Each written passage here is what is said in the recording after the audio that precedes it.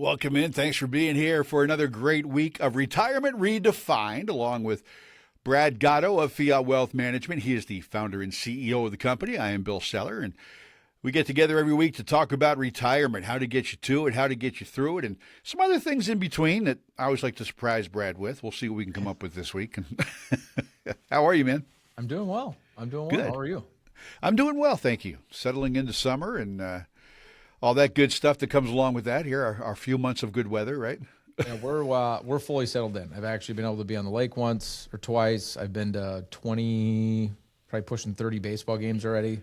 Wow. So we're into it, man. I remember those days, man. Oh, my goodness. My two younger guys, they were stepbrothers, but they were only a month apart in age, so luckily they were on the same team most of the time. Yeah. But they played some travel ball and kept us busy for years. And I'll never forget the year that they stopped. My wife and I looked at each other that spring and went, what do we do now? Yes. So you guys might want to start talking about that before that happens. So yeah. Right. Let me give you the phone number to get in touch with Brad when you hear something on the show today that will spark your interest about retirement and probably raise a question for you as well. It's 952-522-3868. 952-522-3868. If you have saved at least $250,000 for your retirement, that's how you can reach out to Brad and his team of highly trained fiduciaries at Fiat Wealth Management. And of course, one of the big questions people always have, Brad, is, how long is my money going to last, right? And if you're not sure how long your retirement savings can last because of the, rising price of pretty much everything these days, you're not alone. According to a survey from Schroders I read recently, 60% of retired Americans are asking the same question. But Brad, I was thinking maybe the question we need to be asking is, how can we improve our situation where we don't find ourselves here and it helps us build more confidence for the future? Yeah. Well, confidence is the key word because that's actually not an investment question at all. That is a confidence question. How confident are you that your life, your plan is set up in such a way that, not that you're going to die, necessarily broke, but that you're going to have something left or be able to kind of maintain lifestyle or pay for medical expenses or whatever it may be. To me, for retirees, I pause because this is such an interesting question to me because I never thought in my career, Bill, that the primary problem that I run into isn't that people have enough money. Usually when we meet people, that's not the case. Many retirees have enough assets. Now that confidence, that lack of confidence, 60% of retirees going, gosh, I don't know, comes from them not understanding how much money they can spend, not understanding whether the market downturn is going to change anything for them, not understanding if healthcare costs are going to derail the plan, or not understanding, things like what happens if my spouse passes away, or what happens if I want to move across the country, or whatever it may be. And so what do they do in response to that? Well, typically, has been my experience, is they underspend. When we don't know and we lack confidence, we tend to get more conservative. And that doesn't necessarily just mean I'm going from stocks to bonds or I'm going from bonds to cash. It's I'm going from spending the amount of money I want to spend to live the lifestyle I want to live to spending something less than that. And then interestingly enough, Bill, it develops habits. And so people start to underspend relative to what they could spend. That becomes their habit, and that just becomes the life they tend to lead. I've been fortunate enough, Bill, to talk to enough people who are, nearing the end of life, and you get to ask those very poignant questions of if you could go back and change anything, or if you could give advice to younger people or whatever it may be. There's always things about being parents and raising kids and stuff like that, but there's also those like, I wish I would have done a little bit more. I wish I would have lived more experiences, done more things, taken that trip, done that sort of thing. And a lot of that, what I've found, and they don't necessarily say this because they're not connecting these dots, is that came from a lack of confidence in their overall plan, which led to underspending, which led to habits, which then led to them foregoing a lot of these things. And so, so much so, Bill, that it led to me writing a book on this very topic called Spending Money and Having Fun, Your Practical Guide to a Fearless Retirement. And the crux of the book is that. How do you not underspend? Now, what I want to be clear, too, to the listeners, spending doesn't necessarily mean, it doesn't have to be on like a cruise. Spending could be on your fun and lifestyle, but it could be on somebody else's. It could be gifting to your kids while you're still alive. It could be donating more money to charity. I mean, I just believe in the good of humanity. There's not one person listening to this radio show right now, Bill, that if they were confident that the gift wasn't going to derail their plan, wouldn't give more to a local charity, church, or something that they care about if they knew it wasn't going to derail things for them. I think we would all do that. And so it's not necessarily, again, taking that cruise. It could be a lot of different things. And so it really comes down to making sure that you have the confidence to do what you need to do. Well, how do you gain the confidence? You answer the tough questions. What if, going back to the list of things that I was reading before, how much can I spend safely? What happens when the market goes down? What happens if my healthcare costs skyrocket? What happens if I lose a spouse? Well, these are all things that can be planned for. We can financially model these things out and figure out what that's going to look like and figure out if it's a risk that you can afford to take. And if it's a risk you can afford to take, then take it. And if it's not, let's figure out how we change the plan to make the risk affordable so that you can continue to live the life and not underspend either on experiences, fun, gifting, or whatever it may be. So if you want to not have a 6-minute conversation on this and you're listening to the show and you want to actually read a book on this very topic, I have a book. Just give us a shout and I'll give you a copy of the book. Yeah, when you call 952-522-3868 and you set up your appointment to go in and talk with Brad and his team, you'll get a copy of the book. So that's a good thing when you go in to discuss your complimentary retirement consultation. Again, the book is called Spending Money and Having Fun, Your Practical Guide to a Fearless Retirement. And we've been doing this show now for about a year and a half maybe. And I remember the first time you told me about the title, I was just laughing. I was like, I never thought about that people have a fear of actually spending it later.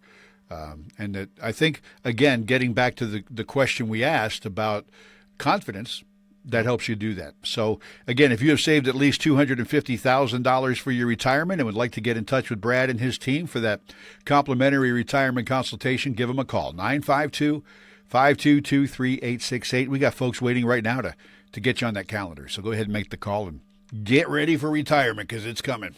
So another big expense we all look at in retirement are medical expenses, right? Yeah. It's a big worry for a lot of retirees.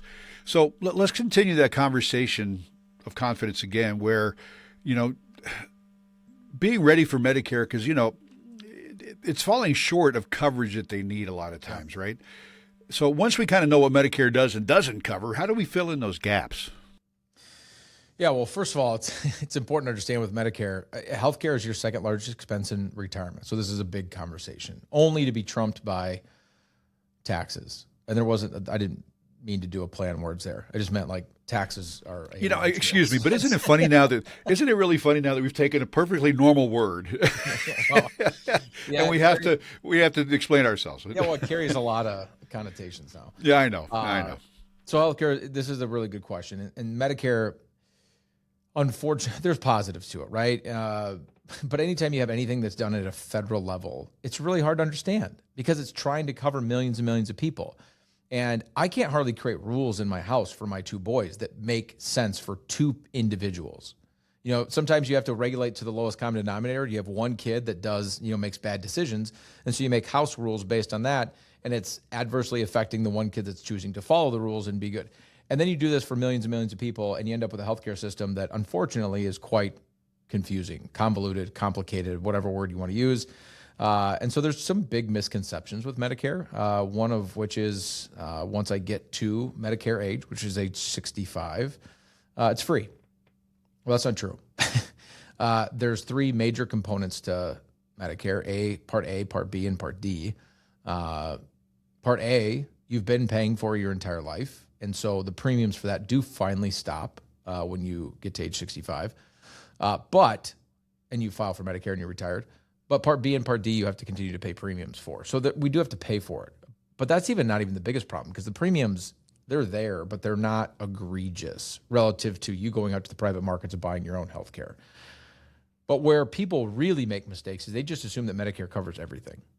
And it absolutely does not. It's a great place to start, Medicare is, but it's definitely not the place to end when it comes to kind of covering. What Medicare generally does a good job of covering is things like hospitalizations, doctor visits, lab work, some preventative care, a lot of surgeries, not all of them, and some procedures. But where I tend to get the most kind of like surprise from people, Bill, is that it doesn't cover any sort of long-term care or like in like nursing home type care, dental, vision. These are like benefits we're used to having when you work in corporate America. We just kind of like put these things together. I have medical, dental, and vision. Well, Medicare doesn't cover dental and vision. You've got to deal with that separately. Hearing aids is a big one. Both of my grandparents went through this, and so we had to deal with that. And there's a lot of out-of-pocket prescriptions, and then even outside of that, you have deductibles and copays. And so making sure that you understand what it covers, making sure you understand what it doesn't cover, making sure that you understand that there are plans you can pick up. Think of Medicare as Swiss cheese. It's got a lot of holes in it. And there are plans out there, Bill, that are perfectly designed to fill in all the holes for your Swiss cheese. But of course, those aren't free either. And so what do those plans cost? What makes the most sense for me? There's a couple primary routes you can take to cover some of those gaps in Medicare, and then understanding those deductibles and copays. The good news is this, as confusing as that can be, you could have plans, Bill, where you essentially know what your out-of-pocket's going to be. You kind of know your worst-case scenario coming into the year. And you're like, look, if I hit every max out-of-pocket, every copay, knowing my primary Medicare and my supplemental plans that I have, this is exactly what it's going to cost me. Kind of worst-case scenario, then it makes it really easy to plan around. And that's entirely possible. So I would encourage everybody that if you don't have that level of understanding with your health insurance of this is kind of my worst case scenario, no matter if I just get a common cold this year and that's it, or I'm diagnosed with cancer and I have to deal with everything that goes along with that or something in between, you should. That's a big part of planning. Like I said, the only thing that is larger than this is taxes. And so making sure you understand exactly how and why you pay taxes and that you're not overpaying and exactly what medical expenses and insurances are going to cost you. You knock those two things out, and I promise you that 60% of Americans that aren't confident, that number is going to go way down because those two expenses alone drive a large portion of people's budgets. Yeah, and this is all part of that complimentary retirement consultation we talk about, right? Brad and his team are going to sit down and talk with you about all the aspects, all the things that you have to know and understand for retiring. Because it isn't just about knowing how much is in your 401k or, hey, I'd like to go take a trip every year. You've got to have a better plan than that. And that's why we get here together every week is to talk about just that. You know, when you're looking to retire, what you need is a plan, not a product. You need a plan. And it starts with that phone call at 952-522-3868. If you have saved at least $250,000 for your retirement, that's the number to call to set up your visit with Brad and his team at Fiat Wealth Management. 952-522-3868. Got to take a quick break here. When we come back, we're going to talk about how your financial plan can help you make some memories and making the dream of retiring early, we can do that as a reality kind of thing. That and a whole bunch more on the way. This is Retirement Redefined with Brad Gotto and Fiat Wealth Management on Twin Cities News Talk 1130 and 103.5 FM. Man, do you hear that grinding? I do. I can't. Hopefully, our little tools can fix that in the background. That's why I'm muting myself while you're talking. Yeah.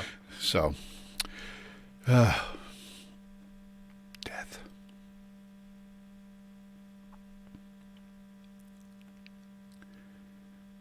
I think it's funny you talk about the Medicare thing. I'm going to be 65 in December, and I keep getting these things from some guy around here. And I'm like, can you be more stereotypical? He's doing his intro to Medicare at a freaking Golden Corral. I'm like, what, are you going to do it at 4 o'clock when we're all there? What are you doing? I love it. Like, come on, man. I guess, in one way, you go where the business is, right? So, wealth is not a component of how you make money in Medicare. Oh, no, I was thinking more of the stereotype that all those old people are out there having an early dinner at Golden Corral. Well, he's doing it because it's cheap too. Yeah. Medicare, unfortunately for that guy, Medicare sup plans don't pay enough to take you guys to steak joints. Yeah. That doesn't pay. You got to have a lot of clients to make a living in that world. Yeah. Yes. So, hundreds and hundreds. Medicare gets Golden Corral, investing gets Ruth's Chris. So it's a nice. Yeah. It tells you what you need to know right there. There you go. All right, man. Here we go. In 3, 2, Welcome back. Welcome back. Thanks for being here and spending part of your weekend with us. Along with Brad Gotto, I am Bill Seller. And, we talk about AI on this show a lot, but I think this is just pushing things a little bit too far. Apparently, there's a new trend in China where jilted lovers, people who have broken up and can't get over it, are now creating AI versions of their exes. Using photos, social media posts, and personal descriptions of their former loves, the dumped-on party can talk to their AI ex. Just go outside, play in the grass, do something. On a tree, something. Golly. Yeah, tiddlywinks. What happened to tiddlywinks? Right? It seems a lot safer than making an AI of your ex. Goodness gracious. Anyway.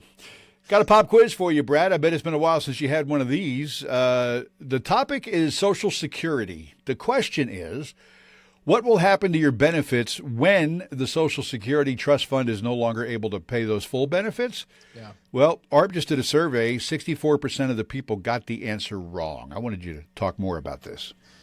Yeah, so we've talked about Social Security, obviously, on this radio show in the past. We've talked a little bit about what would happen if the trust fund runs out of money, because we all know it's set to run out of money. The date, TBD. They keep changing it based on a lot of factors that are going to determine when it actually runs out of money. But let's just say it's 2033. It's somewhere around there. That's the current estimate. 2032, 2033, 2034. I've seen different studies that kind of in that range, right? Then the question becomes, what's going to happen after that, after the trust fund runs out? And to your point, 64% of the people got it wrong. Some of the answers, so 34% chose the correct answer, which is the opposite of 64 when you're looking, well, actually that doesn't even add up. This study's goofy. That's 98%. 64% got it wrong, but 34% chose the correct answer. Now I'm not sure I trust this study anymore, Bill. Well, there's the old plus or minus 2%, right? We'll go with that. 36% said no benefits would be paid, which is not correct. We'll get to that in a second. It's not, you're not going to lose all of your benefits in 2032, okay? Another 28% said neither was true, that they were going to have a reduced benefit or that you weren't going to get anything. They just didn't know. And some 47% thought that benefits would be cut at least in half, which is also currently wrong. So bottom line is this. If you're one of those people that's already on Social Security, your current benefit is being funded from two different sources. One of which is the trust fund, the savings account that's running out of money. The other of which is money coming in the door. Me and Bill and everybody else out there that's still working. If you're still working, you have to pay into Social Security every single year, and that money is being used to fund the vast majority of benefits that are being paid out. Money in, money out, money in, money out. Unfortunately, the money that's coming in every year doesn't fund 100% of the money going out. It funds about 77% of it, which means, because I know how to add to 100, the other 23% is being funded by the trust fund, right? So 23 and 77. That being said, when the trust fund runs out, that 23% is going to go away, which means if nothing changes as of today and it runs out of money, you're going to take a 23% haircut in your benefit. Some studies say 22, okay? So if you have I'm just going to keep numbers simple. If you had a 20% reduction, you had a $3,000 a month benefit today, and you take a 20% reduction, that's $600 a month that's going to disappear, that's currently being funded by the savings account, which means you're going to net out $2,400 a month, not $3,000. So that's the correct answer. You're going to lose some benefit, but it's not greater than 50%. It's around 22%, 23%, and you're not going to not get anything. So what do you do about it? Well, you stress test your plan. What you should be doing, Bill, is running your financial plan in a way that says, what if that happens to me? Am I going to be okay? It goes back to this first segment we had when we were talking about confidence. Well, how do you get confidence? I mean, Bill, if I knew for a fact that, or with a very, very high degree of certainty, take airplanes, for example. Like if I was on the jet bridge and I'm walking onto the airplane, and sometimes when you walk onto the airplane, the pilot's like standing there and he's like talking to people as they get on the plane. Yeah. If I'm doing that and I'm shaking the pilot's hand and he says to me, "Hey, Brad, we got about a 90% chance we're gonna land. We're gonna have a 10% chance we're gonna crash." I'm not getting on the plane. That's not a good enough percentage. I understand. Right? Because I always think it's funny when they're like, well, you can use your seat cushion as a flotation device. I'm like, yeah, if we go down in the water, unless you're Sully Sullenberger or whatever that guy's name was that landed in the Hudson, nobody lives. So it seems a little ridiculous. The only reason we all do it is because there's a 99.99 something % chance that these planes land. And so we all feel confident enough to do it. If you knew with a very, very high degree of confidence that even if the Social Security Trust Fund did run out of money and they didn't change anything and you had to take a 22% haircut, that your plan still worked, you wouldn't have to worry about it. Now, you wouldn't like it. Doesn't mean you have to like it. But if you knew that your plan worked anyway at $2,400 a month instead of $3,000, like I talked about before, it would take a lot of that concern away. And so you just need to build the stuff into your plan. Stress test it. Run the plan as if that's going to happen and see what it does. And if you don't like the answer, then figure out how to solve the problem. And that could mean a lot of things. That could mean you have to change your investment philosophy. It could mean you retire at a different date. It could mean the way you file for Social Security is different. It could mean that you have to spend less money. It could mean that I don't know. There could be a lot of things. But at the end of the day, that confidence comes from planning. And one of the things that you should be doing in your planning is stress testing different scenarios. I was just doing this for a client yesterday or the day before. I can't quite remember exactly when it went down, but we had it built into the plan bill. It's not Social Security related, but it's the same concept, that they wanted to buy their kids a house. And we've been planning for this for years. And they had a certain dollar amount kind of set aside in the plan for this house for their kids. And the time has come. It's time to do it. Well, unfortunately, the amount that we had planned for isn't close to enough. They want to spend a lot more money than what we had planned for. And so what do? They're like, can we afford it? I'm like, well, let's stress test the plan. Let's put the new numbers in and see what happens. And it did change the confidence rate. It went from like 90 something odd % confidence rate to like 89. And so then we got to make an educated decision. Are you okay with that level of risk? And if you're not, then don't do it. If you are, then yeah, it's affordable. If you're okay knowing the ramifications for the decisions that you're making or the ramifications of a different action that you might have no control over, which is like Social Security taking a 23% haircut. So I can't stress that enough, that that's kind of meant to be a joke because we're stress testing things. I can't stress it enough that you need to understand how it's going to affect you. Because right now we don't have the answers. Nobody's going to have the answers. I don't care who you talk to or what articles you read or whatever. Nobody knows exactly how they're going to solve the problem with Social Security. We all know there's a problem. The question is, can you afford the outcome to the problem? And if you can't, how can we change the plan to make sure that you're still as confident as you want to be so you don't end up doing things like we talked about earlier, underspending, not sleeping at night, all that kind of stuff. Yeah, and getting a handle on all of this starts with that phone call I talk about all the time, 952-522-3868. Again, if you have saved at least $250,000 for your retirement, call right now. We do have people waiting to get you on the calendar at Fiat Wealth Management. It just takes a minute for this call. Then you'll go in, you'll take some time, they'll get to know you, you get to know them.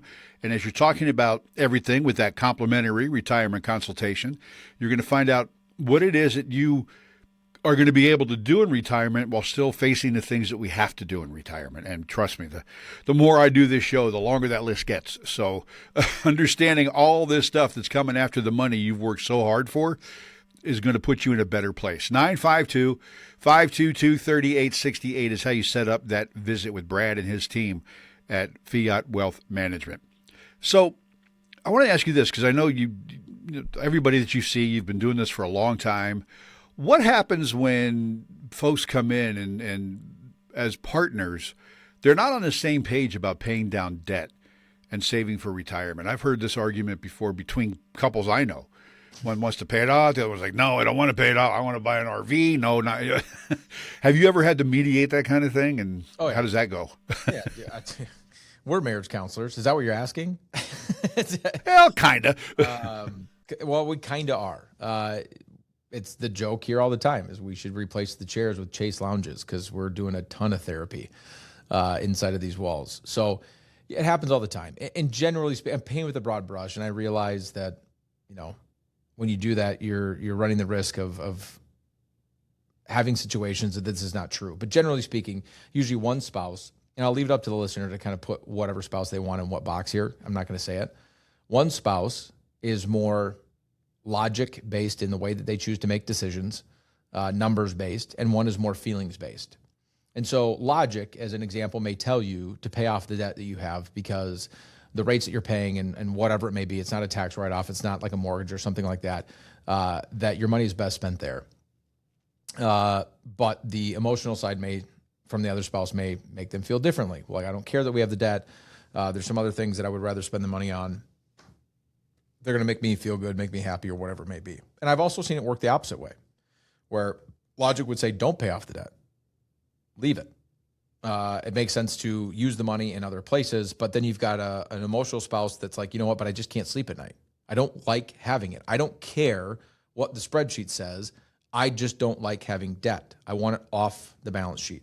And so we deal with it all the time. The bottom line is, well, one, you can compromise, right? We can have a happy medium of, if we're talking about $1,000 a month that we want to use towards something, maybe it goes to half and half. Half of it goes to the excess debt pay down. Half of it goes to whatever else it is that we could possibly be doing with the money, resaving it, putting it back into lifestyle, taking the trip that you want, buying the RV, which no financial advisor could ever recommend buying an RV. That's never a good financial. No, really? Well, I mean, you have fun, but it's not an investment. It's like buying a car, except even bigger depreciation and bigger problems. And I'm a car guy, so don't get me wrong. I waste money on cars, and I will readily admit it. I'm just saying, as a financial advisor, I can't with a straight face look at a client and be like, yeah, that's a great financial decision. You don't buy RVs because they're great financial decisions. You buy them because you want to live that lifestyle. And that's totally fine. We have clients that have RVs. I'm not saying that they're bad. That was the example you gave. So compromising could be part of it. The other part of it is just going through the numbers and making sure that both spouse A and spouse B understand the numbers. Because sometimes the numbers tell a story that you don't think they're going to tell. And so if you can both get on the same page of the impact it's going to have on your financial life by making the decision that you're making or not making the decision that you're not making, that becomes really important. I've had a lot of spouses flip. They come in the door, the spouse A and spouse B are on different wavelengths. One's pay off debt, one's not. And then you show them the numbers of how impactful it is to pay off the debt. And all of a sudden, they're both like, oh, yep, that makes total sense. Had I known that, I would have felt differently in the very beginning. And so that can be a big piece of it. But yeah, we deal with this all the time. I mean, one of the examples that you gave, or that we have here, is from Dave Ramsey. We all know that Dave Ramsey is a king of debt repayment, right? Like, that's kind of like his big shtick. And he's got all kinds of like systems and processes that you could and should follow depending on who you are and kind of the way that you feel about things to get to this. And we've got this 53-year-old warehouse manager and a 54-year-old wife. They got about $370,000 in consumer debt, including $215,000 in law school loans. Can you imagine being in your 50s and carrying over $200,000 in, I don't know, it's crazy. $10K a month take home, which means the law school didn't work. I don't know what happened there. They have $2,000 a month payments. The debt takes 15 years to clear, but accelerating to $8,000 a month collapses the timeline to 3 to 4 years, requires selling their home, aligning on aggressive payoff, blah, blah, blah. And then they come in and one wants to do this and one doesn't. I've had almost not this exact scenario, not that was in student loan debt, but a client, similar situation. The consumer debt was actually mostly credit cards. Unfortunately, 6 figures of credit cards when they came in, and they had wealth. They had money out other places. But they didn't like the idea of taking money out of savings. They were just one of those people, Bill, and there's a lot of these people out there that hate taking money out of savings, even if it makes sense. But then when I showed them the total amount they were going to pay to the credit cards, if they just paid off the payments at the rate that they were, the spouse that doesn't like taking money out of savings was so sickened by the 4 times, 5 times they ran into paying versus their current balance, that they made a different decision. So absolutely happens all the time. Let the numbers speak for what they are. And from a planning process, usually where spouses get on the same page is working towards something that makes the overall financial plan work the best. Because usually, even if you have to make a sacrifice somewhere, it's helping somewhere else. And as long as we can kind of get things working efficiently, is usually where we find those common grounds between spouse A and spouse B. Well, if you've got those kind of questions, go in for your complimentary retirement consultation to Fiat Wealth Management. If you've saved $250,000 or more, set up your visit by calling 952-522-3868. People waiting right now to help you make that appointment, so go ahead and give them a call, 952-522-3868. We're up against a break. When we come back, diversification, what it really means to your retirement plan, that and much more with Retirement Redefined with Brad Gotto and Fiat Wealth Management here on Twin Cities News Talk 1130 and 103.5 FM.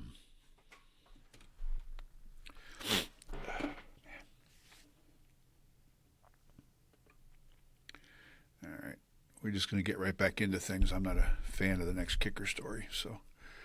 Okay. All right. Here we go.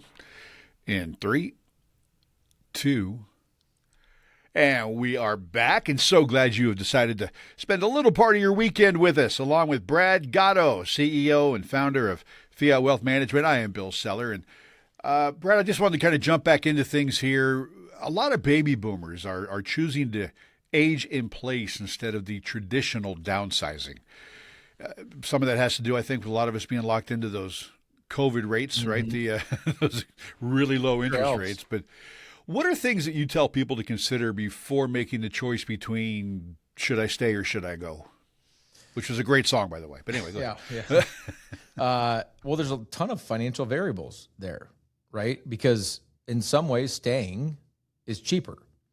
Because whatever you paid for your house, if you've been in your house for 10 or 20 years or longer, is less than what it's worth today.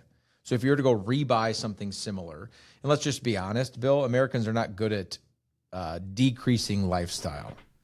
And so usually what ends up happening and what I see is somebody sells the single family home, the 3-bed, 3-bath, and like kids are moved out. We don't need this anymore. We're going to go buy a townhome or a condo or just something like that. And so in downsizing, immediately, because it's a smaller place, they think smaller money.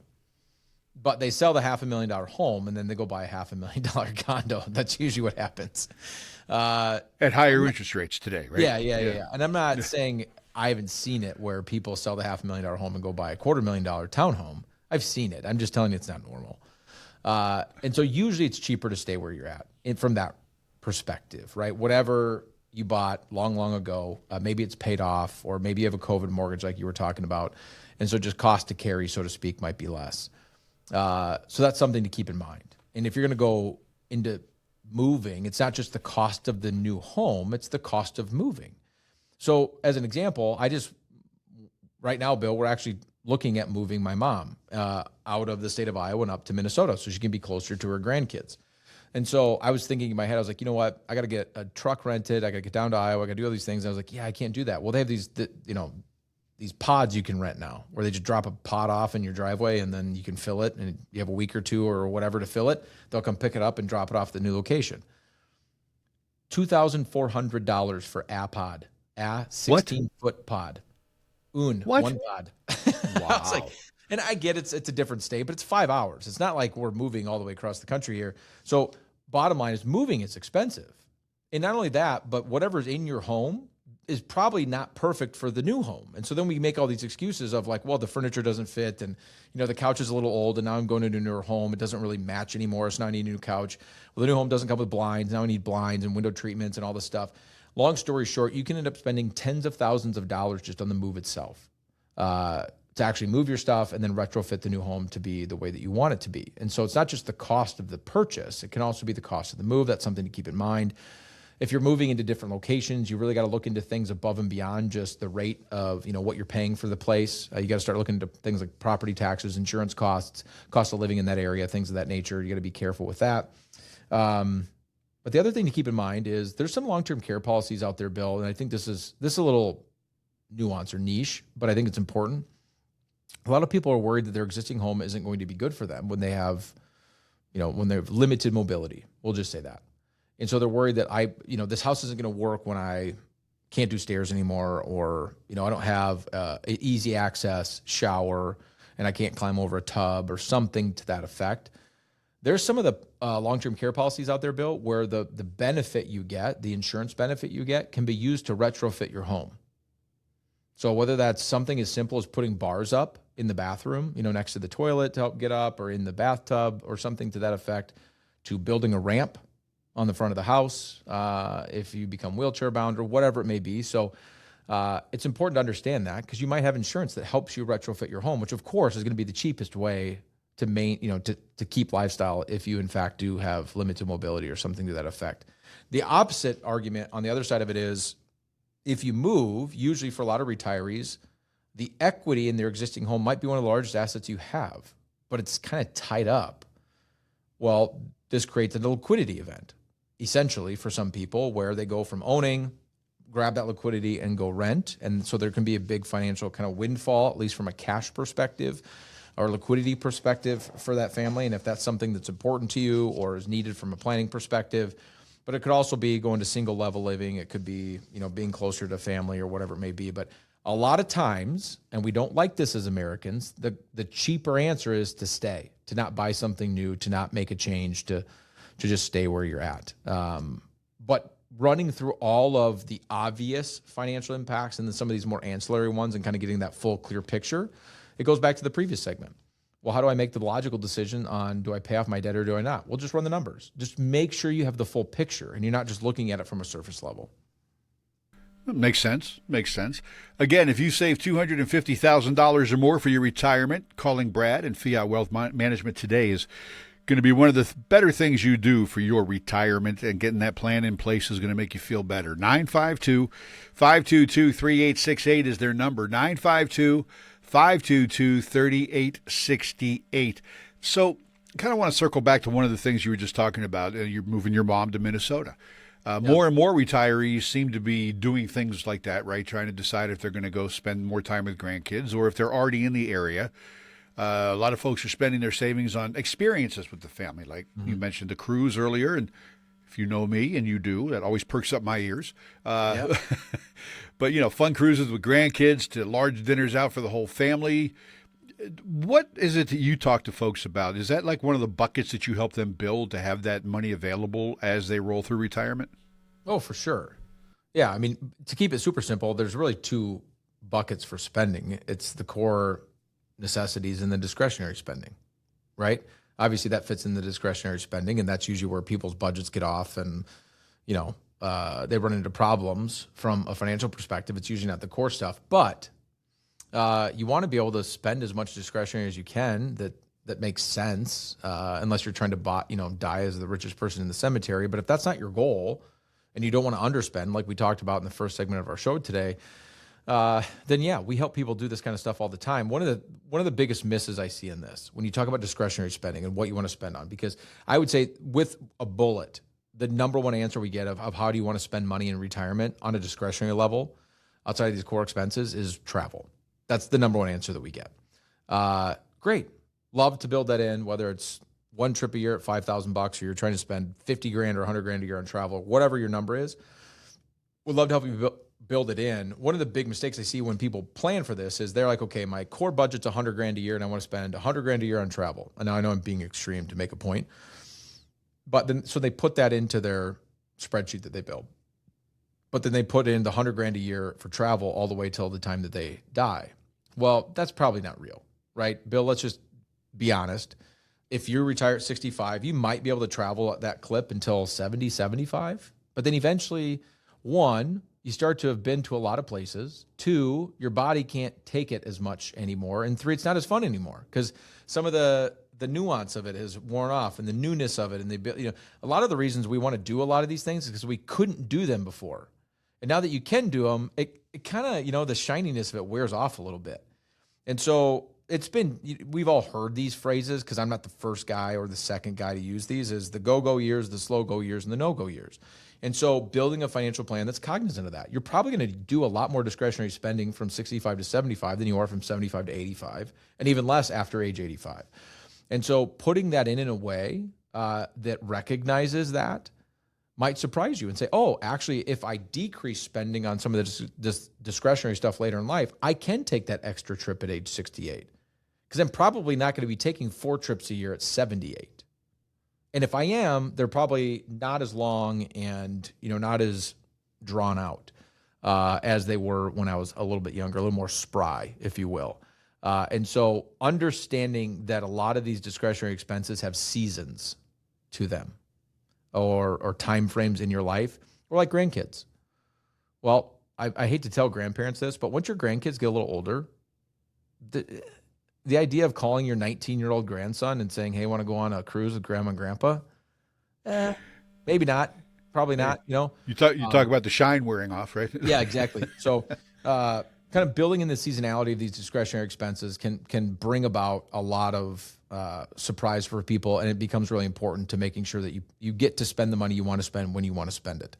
And so, building that timing of those things into your overall kind of cash flow spending plan becomes really important for retirees.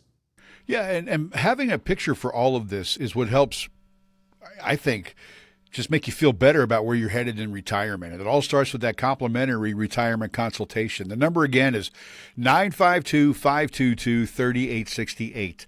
952-522-3868. One of the things that they love to talk about at Fiat is that you have worked very hard to climb that mountain. And once you've gotten to the top and you've shut the door on your office, or you've climbed off the tractor or out of that truck or whatever you do for a living for the last time, well, now you got to get down the other side of the mountain. And that's what Brad and his team of highly trained fiduciaries are here to help you do. I always say, think of them as your financial Sherpas. They're going to help guide you back down the other side of the mountain and understand all the things that, as I always say on the show, that are going to try to come attack that money you worked hard to put away, because there are things that you don't have total control over, like taxes, the cost of health care, inflation. But with a plan from Fiat Wealth Management, you can help maybe defend them a little bit better. Is that a good way to put that, I guess, Brad? Just to help get more ready for it. So absolutely. Yeah, so again, giving them a call today. And as I mentioned before, we got people right now to help get you on the calendar. It's a quick phone call. Then you go in, you visit, you talk with them, get that complimentary retirement consultation as long as you have saved at least $250,000. And pick up a copy of Brad's book, Spending Money and Having Fun, Your Practical Guide to a Fearless Retirement. And it all starts with that phone call, 952-522-3868. We do have to take a break here. When we come back, you want to retire early? Well, we're going to talk about strategies to make that happen and answer the question, why diversify? That's on the way. This is Retirement Redefined with Brad Gotto and Fiat Wealth Management here on Twin Cities News Talk 1130 and 103.5 FM.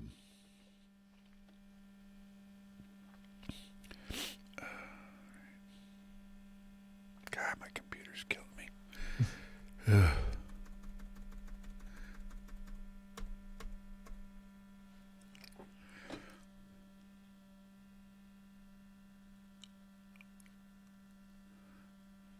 Okay. All right, here we go, my friend. And we're off. Segment 4 in 3, 2. All right, welcome back. We are rolling into the last segment of the show already. Time flies when you're having fun. That's what I say. Always a good time to be hanging out with Brad Gotto. I am Bill Seller. We thank you very much for being here. So do you have an issue with the people flying drones around your house? Is that a thing? I keep hearing these stories, but I've never seen one. Nope. So, but apparently a guy was flying his drone when it somehow got lost. And instead of returning it to the owner, the folks who wound up with it, like his next door neighbor, the couple who lived there decided to burn the drone in their fire pit. And I don't know if they don't know the guy well enough to know it was his drone. I'm not really sure, but the GPS and the drone. Half these stories come out of Florida. Yeah, that's right. The GPS and the drone led the guy to their house, and he questioned them about it. And they said, "Yeah, we burned it." They were arrested and charged with a felony, believe it or not. So, oh boy, keep that in mind if you're annoyed by a drone. Be careful. Don't take matters into your own hands. Apparently. Well, drone or otherwise, taking somebody's toy and that's just, always Florida though. It's always Florida. Yeah. I mean, it kind of makes that guy in the Sandlot where people are afraid to go get their baseball seem kind of tame compared to that. Fair. Oh, man, let me give you Brad's number again. It's 952-522-3868. So if retiring early is the goal, Brad, what should we really be looking at on how to make it more than just a pipe dream? Gosh, you use the word really twice, so I don't know what to do with that. But there's a couple big ones that are obvious. One, do you have enough money? That's true no matter when you retire, and it's going to look a lot different early because you got more years where your money actually has to last, and there are certain piles of money that have restrictions at certain ages, and so you got to be cognizant of that. And so The next point would be that, which is my money accessible to me, and what does that look like? So as an example, if you're going to retire at age 55, and you have a lot of your money saved in like a pre-tax IRA, well, that money is not accessible to you without penalty until age 59 and a half. And so now I got to have different piles of money to kind of fund my lifestyle from a cash flow perspective until I get to age 59 and a half. And maybe even then at 59 and a half, you still don't want to spend that money because it doesn't fit in your overall tax plan. But bottom line is you need to understand limitations around the piles of money that you've saved and any potential illiquidity. You don't save piles of money to have piles of money. They want to have a purpose. And so making sure that the purpose of that money matches when you're wanting to retire. The other big one is healthcare. In some ways you could make the argument we're lucky enough to have a social welfare program for healthcare in this country called Medicare. But that being said, not that it's you can make all kinds of arguments if Medicare is amazing or it's terrible or whatever, but it doesn't matter. What does matter is it's not accessible to your age 65. And so if you want to retire early, odds are likely, Bill, you probably walked away from some employer-sponsored healthcare plan that you're used to, and a lot of the costs of that were being heavily subsidized by your employer. Well, now you're on your own. I'm 55 years old. I'm retired. I don't have Medicare for another 10 years, which means I have to go out into the private markets and pick up healthcare, and that's going to be expensive. I mean, the last time I looked at this was for one of my parents, and it was about $1,500 a month for healthcare. Well, that's a big deal. That's $18,000 a year for healthcare premiums. And if you're not ready to pay that, or that that kind of throws a wrench in your overall financial plan, or maybe that was your entire travel budget, and you're thinking this retirement's going to be a lot of fun, but then your entire travel budget gets eaten up by medical costs, and so now you're just sitting at home watching The Price is Right with Drew Carey, which isn't as good as it used to be with Bob Barker, you might regret your decision. So understanding what your medical expenses are going to look like, and if you go out to the private markets, not only you're going to have high premiums, but honestly, like right now, I'm just thinking about my personal plan that I have with my wife and my kids. Now, granted, I have minor children at home, but my premiums are ridiculous. And on top of that, Bill, my deductibles are ridiculous. So it's entirely possible that I pay what I pay per month, and then it doubles in cost because I actually have to use it, because it doesn't even kick in until you get to semi-catastrophic type spending. So how much money have you saved? What type of money do you have saved? And what are my medical expenses going to look like? Everything from the cost of insurance to the cost of deductibles and copays and things of that nature. Those three things would be at the top of the list. There's a lot of other nuances that you need to be thinking about from a longevity perspective, where you fall in the tax code from a tax timeline perspective, because there's kind of different tripwires for us as it relates to taxes that we need to be cognizant of as time goes on, especially as we get deeper into retirement. You could talk about a whole list of other things, but start with those top three. For today's show, I'll stop there. Start with those top three. Make sure you understand those top three things, and they'll give you a good start. And what I love about doing the show with you is that, and I say this and I mean it, is that I learn stuff every week. And just listening to you talk about this and knowing that there's more to know is why I love doing this show with you. And if you're listening right now and you want to find out more about what we've been talking about today, or if you heard something that kind of clicked with you, or you have a question about when it comes to your retirement, that's why we're here. So you can give Brad and his team of highly trained fiduciaries a call at 952-522-3868. Again, if you're looking for that complimentary retirement consultation and you have saved at least $250,000 or more, call the same number. We do have people waiting now to get you on the calendar for that visit with Fiat. 952-522-3868 is that number. If you've already got a plan and you're not sure it's exactly doing what you want it to be doing for you, bring it in. They'll take a look at it for you as well. So setting up that visit today could be one of the better things you do for your retirement. 952-522-3868.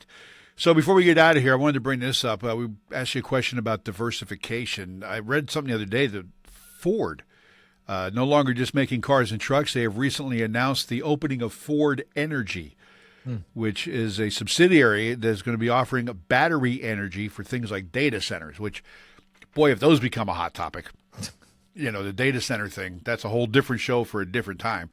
And, somebody else. But yeah. Companies will do that. They'll diversify, right? What does diversification look like for the folks you work with in their portfolios? Well, it's not just in portfolios. That's actually the biggest misconception is if you're diversified from a portfolio perspective, it's not all in one stock or 10 stocks or one bond or 10 bonds or whatever, that you're fine. When in reality, not that that's not important. Diversification is important. You know, there's that old saying, Bill, of wealth is curated or created in isolation or in concentration, and it's maintained or kept in diversification. You know, you hear a lot of stories of people that got, they worked for a company and had a concentrated stock position at that company or something like that and did really well, and they created all this wealth. There's a lot of those stories. But if you want to maintain that wealth, usually diversification is where you go. But it's not just investments. It is one of them. So I'll start there because that's what everybody's brain goes. All your eggs shouldn't be in one basket. Obviously, it shouldn't even all be all in stocks. It shouldn't all be in bonds. It shouldn't all be in alternatives. They're all cash. There's pros and cons to all of these solutions. And so it's like building a football team. You need 11 guys. Well, 11 guys shouldn't be, 230 pounds and 6'5" and can throw a ball 70 yards. Well, great. You have 11 quarterbacks. Well, who's going to protect you? Who's going to run the ball? Who's going to, you want different skill sets because they do different things. It doesn't mean that a running back is bad because he can't throw a ball. That's not his job. That's not his position. And so diversification from an investment standpoint is just about giving your money different jobs relative to how your money is going to earn more money. The additional diversification is time. When you start to think about it, Bill, I'm 44 years old. When you're my age, if I'm not going to retire until I'm 65, I got 21 years. All of my money has a long time horizon, all of it. I'm not going to deploy or use any of this savings for retirement for a very long time. And so it needs to be invested as such. But when you're retired, some of that money needs to be deployed back into your life in the short term, some of it in the near term and some of it in the long term. Well, it should be invested as such. So time diversification becomes really important. Tax diversification is very important. There's 3 different buckets from a tax perspective. There's pre-tax money, there's post-tax money, and there's tax-free money. Most retirees miss this one. And with taxes being the largest expense you will pay between now and your end of life, and actually your largest expense after you die, because the IRS still will continue to tax you after your death, missing this one is usually the most expensive. It's one thing to not be well diversified on the investment side of things. And yes, that can be costly to investors. In fact, the average lay investor trails benchmarks by 5% per year. So it gets really costly. But the tax thing, man, nobody listening right now would tip the IRS if they were asked to at the end of the year. When you signed off on your taxes, if there was like a tip line above your signature line, nobody's writing a tip in there. Like, you guys are up there crushing it in Washington. Appreciate you. Here's an extra $1,000. We wouldn't do that. But if you're not diversified appropriately and using your money in the most tax efficient way, that's exactly what you're doing. The problem is you just don't know you're doing it. Now it's a service charge added into your bill at the restaurant. And you don't even know you're paying it. And then you tip them anyway. Not that I've ever done that before. But so tax diversification and making sure that we have enough pre-tax money, enough post-tax money, and enough tax-free money to curate the cash flow that you need in retirement and to make your tax bills as efficient as possible. Said differently, pay the least amount you can. And then the last one's income diversification. You don't want all your income coming from one source or from one type of source. And so if your baseline income is coming on the back or on the backs of like pension, Social Security, and that's picking up 50% of the tab for you. I want to spend 10 grand a month and I got $5,000 a month coming in between pension, Social Security. Great. Now we have a delta. We have a $5,000 a month delta. Where should that come from? Well, not from one place. Because unless it's guaranteed, like through an annuity as an example, and no, that's not a pitch for an annuity, but annuities are the only thing that quote unquote have guaranteed income. But even then, not all $5,000 should come from an annuity. It should be a diversified source of income because wealth is created a lot of times in concentration, kept in diversification. We want to diversify your income because different types of products perform well from an income generation cash flow perspective in different markets. I'll give you an example right now, Bill. As I talk today, and this could change tomorrow, so this is not investment advice. There are municipal bonds out there that if you look at the tax equivalent yield, which is a really fancy phrase, which basically just means if you're going to put this into something where you actually had to pay taxes, net of the tax bill, what would you have to earn to get the same in a municipal bond where you don't have to pay tax because it's a tax-free yield? Well, we've got some municipal bond portfolios that tax equivalent wise for some of our higher income families are paying 7-8%.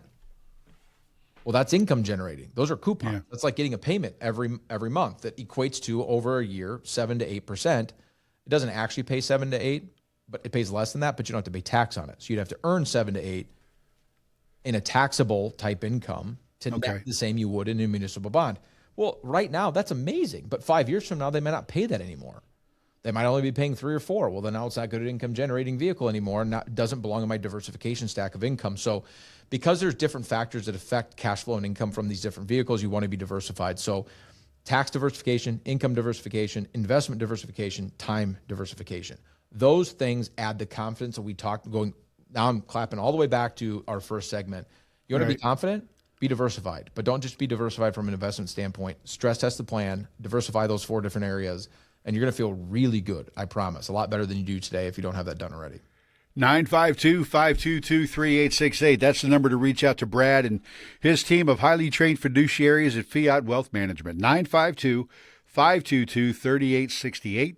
Again, if you've saved at least $250,000 for your retirement, call now to get that complimentary retirement consultation. Or if in listening to today's show, you've heard something that kind of raised a question or reminding you of something you're dealing with in your retirement, they'll be glad to talk with you about that as well. 952-522-3868.